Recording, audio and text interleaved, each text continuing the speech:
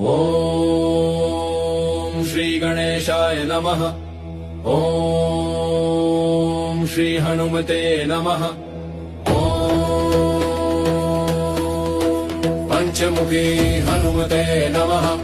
पंचवक्त्रं महाभीमं त्रिनेत्रं च महाबलम् सिंहिका गर्भसम्भूतं हनुमन्तं नमाम्यहम्। ॐ हं हनुमते रक्ष रक्ष सर्वतो माम्। ॐ हं हनुमते रक्ष रक्ष सर्वतो माम्। ॐ पूर्वे हनुमान् कपिमुखधारी रक्षतु माम्। दक्षिणे नारसिंह वपुर्मान् सदा पातु। पश्चिमे गरुडरूपवान् रक्षतु। उत्तरदिशि वराहरूप सदा रक्षतु माम्। पूर्वे हयग्रीव विग्रह पातु मे शिरः। अधस्तात् ब्रह्मास्त्ररूप